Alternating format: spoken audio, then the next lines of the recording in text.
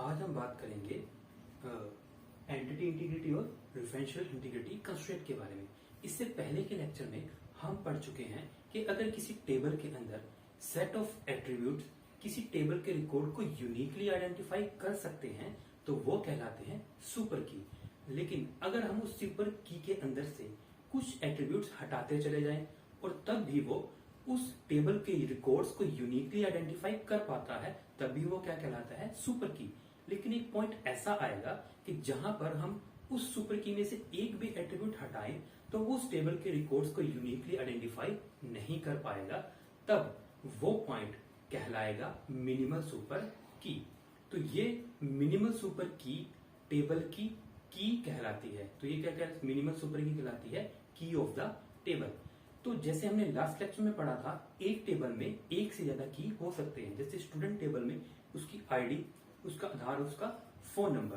तो की कंस्ट्रेंट हमने लास्ट लेक्चर में पढ़ा था, उसके अकॉर्डिंग की कंस्ट्रेंट कहता है कि किसी टेबल के अंदर अगर की है तो वो उस टेबल के रिकॉर्ड को यूनिकली आइडेंटिफाई कर पाएगा। लेकिन अब हम बात करते हैं एंटिटी इंटीग्रिटी कंस्ट्रेंट के बारे में।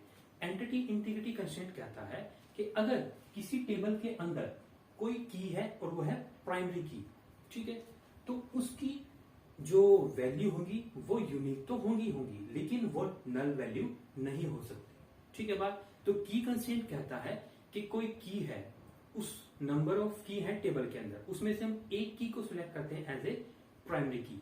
तो की कंस्ट्रेंट कहता है उसकी वैल्यू यूनिक होगी, और एंटिटी इंटीग्रिटी कंस्ट्रेंट कहता है कि उसकी वैल्यू नल भी नहीं होगी। तो ये है हमारे पास एंटिटी इंटीग्रिटी कंस्ट्रेंट। अब हम बात करते हैं रेफरेंशियल इंटीग्रिटी कंस्ट्रेंट के बारे में। आप देख सकते हैं हमारे पास दो टेबल हैं, एम्प्लॉय टेबल और डिपार्टमेंट टेबल। एम्प्लॉय टेबल में एट्रीब्यूट्स हैं एम्प्लॉय नंबर, एम्प्लॉय नेम और डिपार्टमेंट। डिपार्टमेंट टेबल में भी दो एट्रीब्यूट हैं, डिपार्टमेंट नंबर और डिपार्टमेंट नेम। हम मान के चलते हैं हमारे पास डिपार्टमेंट टेबल में रिकॉर्ड है डिपार्टमेंट नंबर 1, 2, 3 और 4, और डिपार्टमेंट नेम है X, Y, Z और W। और एम्प्लॉय टेबल के अंदर रिकॉर्ड है एम्प्लॉय 1, एम्प्लॉय नेम है A, और ये किस डिपार्टमेंट के लिए वर्क करता है, 1। इसी तरह से एम्प्लॉय 2 है, इसका नेम है B, और ये भी डिपार्टमेंट 1 के लिए काम करता है। ये एम्प्लॉय नंबर है 3, और इसका नेम है C, ये वर्क करता है डिपार्टमेंट नंबर 2 के लिए। इसी तरह से अगर बात करें एक टेबल एक रिकॉर्ड और की कि इसका नंबर है 4, नेम है D, ये वर्क करता है डिपार्टमेंट नंबर 3 के लिए।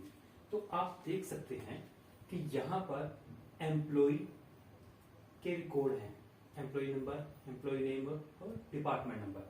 तो अगर मुझे ये फाइंड आउट करना है कि ये जो एम्प्लॉय है इसमें से कोई भी एम्प्लॉय, मान लो एम्प्लॉय नंबर 1 है, वो डिपार्टमेंट नंबर 1 में काम करता है, लेकिन उस डिपार्टमेंट का नाम क्या है, तो मुझे क्या करना पड़ेगा, इस एम्प्लॉय टेबल को लिंक करना पड़ेगा इस डिपार्टमेंट टेबल के साथ। क्योंकि इस टेबल से तो हमें सिर्फ यही पता चलेगा कि ये एम्प्लॉय डिपार्टमेंट नंबर 1 के लिए काम करता है, लेकिन उस डिपार्टमेंट का नाम क्या है वो हमें पता नहीं चलेगा।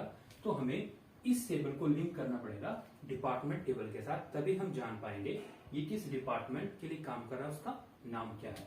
तो ये जो लिंक होगा, क्योंकि लिंक ऐसे होगा, ये डिपार्टमेंट नंबर है, ये लिंक होगा इस डिपार्टमेंट नंबर के साथ। एम्प्लॉय टेबल का जो एट्रीब्यूट डिपार्टमेंट नंबर है वो लिंक होगा डिपार्टमेंट टेबल के डिपार्टमेंट एट्रीब्यूट के साथ। अब तो हम क्या करेंगे, इस एम्प्लॉय को लिंक कर देते हैं डिपार्टमेंट के साथ। ठीक है बात।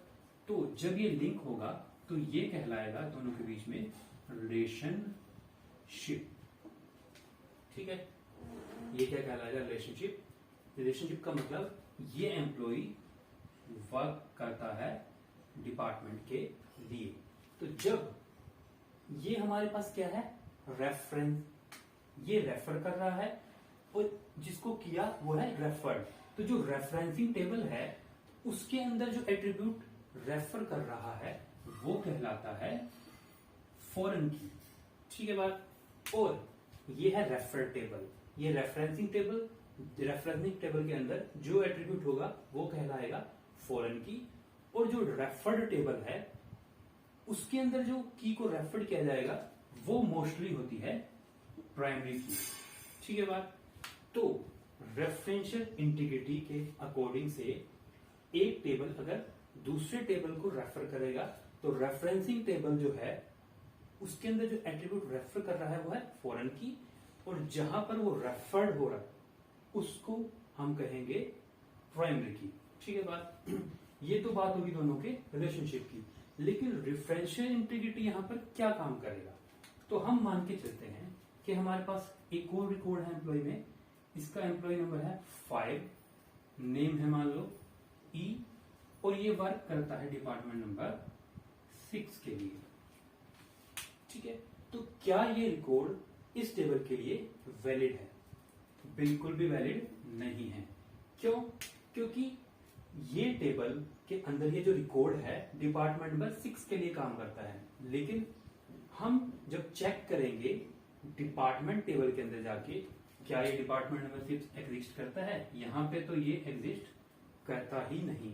तो ये है violation of referential integrity constraint.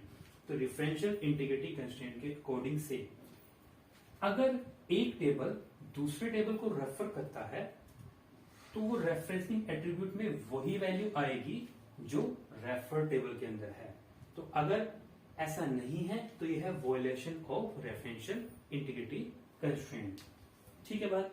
ये तो एक डिपार्टमेंट की हुई। मान लो ये एम्प्लॉय किसी प्रोजेक्ट पे भी काम करता है तो इसका प्रोजेक्ट नंबर भी होगा कोई ना कोई।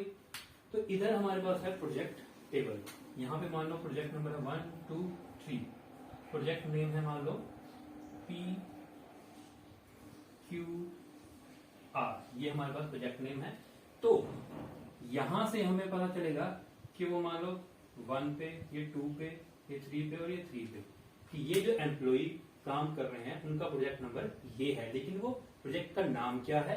तो उसके लिए हमें इसको लिंक करना पड़ेगा इस टेबल के साथ। ठीक है बात। तो यहां पर ये प्रोजेक्ट नंबर लिंक होगा इस प्रोजेक्ट नंबर के साथ। तो यहां पर ये भी क्या कहलाएगी? प्रोजेक्ट नंबर फॉरेन की, और ये रेफर कर रहा है प्रोजेक्ट टेबल को। यहां पर ये प्रोजेक्ट नंबर क्या है? प्राइमरी की। तो होता क्या है, जब एक फॉरेन की रेफर करती है किसी दूसरे टेबल में, तो मोस्टली जो रेफर टेबल है उसमें जिस की को वो रेफर करेगा उसमें वो की मोस्टली प्राइमरी की ही होगी।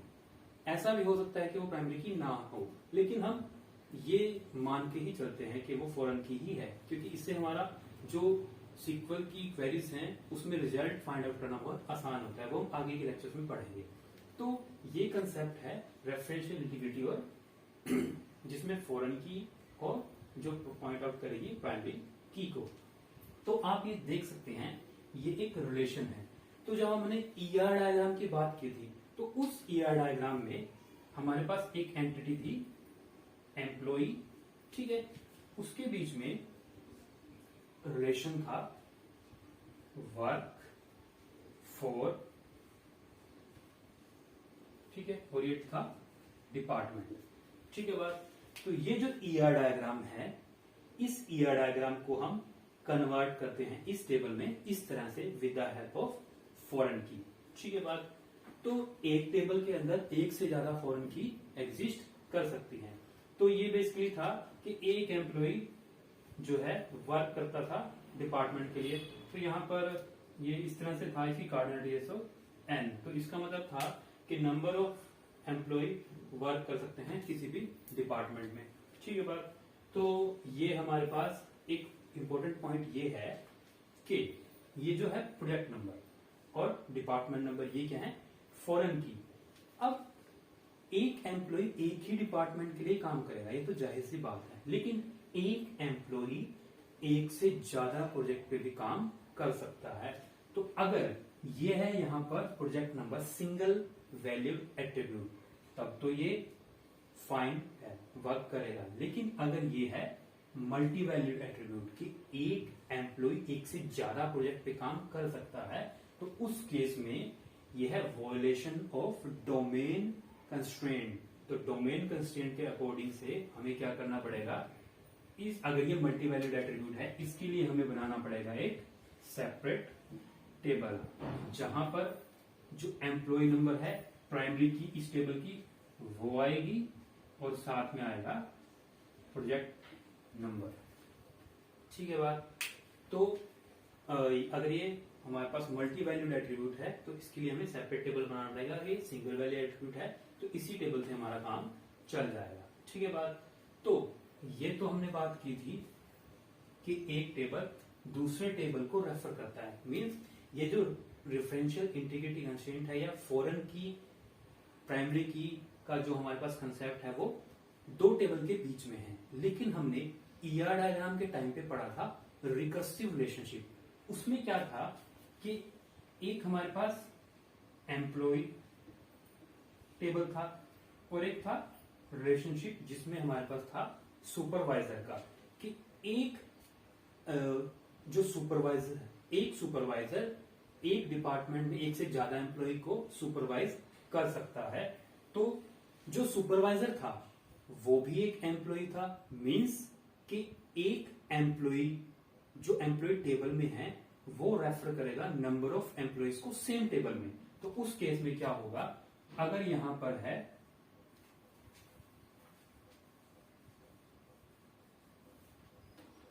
एक कोर एट्रीब्यूट सुपरवाइजर नंबर के, यहां पर सुपरवाइजर का नंबर है 1 1 ये 2 कि ये सुपरवाइजर है। ठीक है, ये मान लो सुपरवाइज करता है इन दो एम्प्लॉयज को, और sorry supervisor number employee number ही होता है बेसिकली। चलो मान लो इसका एम्प्लॉय नंबर कुछ और है, इनका एम्प्लॉय नंबर मान लो होगा 7 या 8। अगर इनका एम्प्लॉय नंबर 7 या 8 है और ये सुपरवाइज करता है इन दोनों को और ये सुपरवाइज करता है इन दोनों को, तो यहां पर ये खुद के ही टेबल को रेफर करेगा। ठीक है बात। तो जब ये यहां पर फॉरेन की है और ये प्राइमरी की, ठीक है बात, तो इस केस में जब एक टेबल अपने ही आपको रेफर करेगा तो वो कहलाता है रिकर्सिव रिलेशनशिप। ठीक है बात। तो रेफरेंशियल इंटीग्रिटी कंस्ट्रेंट में फॉरेन की कंसेप्ट क्या है, दो टेबल के बीच में भी एग्जिस्ट कर सकता है और सेम टेबल के बीच में भी एग्जिस्ट कर सकता है। तो यहाँ पर फॉरेन की और प्राइमरी की में डिफरेंस ये है कि जो प्राइमरी की वैल्यू है वो कभी नल नहीं हो सकती, लेकिन फॉरेन की वैल्यू नल हो सकती है। मान लो एक एम्प्लॉय है नंबर 5 और इसका नेम है ई और इसने अभी न्यूली ज्वाइन किया है, तो इसको कोई डिपार्टमेंट अलॉट नहीं हुआ, तो यहां पर ये नल हो सकता है। ठीक है बात। तो फॉरेन की वैल्यू नल हो सकती है और प्राइमरी की वैल्यू नल नहीं हो सकती। तो ये सब हमारे पास था इंफॉर्मेशन अबाउट रेफरेंशियल इंटीग्रिटी, और ये with the help of foreign की हम अप्लाई करते हैं, जो कि हमने ईयर डायग्राम में पढ़े थे रिलेशनशिप, उन्हीं को यहां पर प्रैक्टिकली इंप्लीमेंट किया गया है। अगर आपको वीडियो का या लेक्चर का कंटेंट पसंद है तो प्लीज वीडियो को लाइक करें और चैनल को सब्सक्राइब करना ना भूलें और बेल आइकन को दबाएं ताकि वीडियो की नेक्स्ट नोटिफिकेशन मिलती रहे, और कमेंट सेक्शन में बताएं कि आपको कैसा लगा है कंटेंट। धन्यवाद।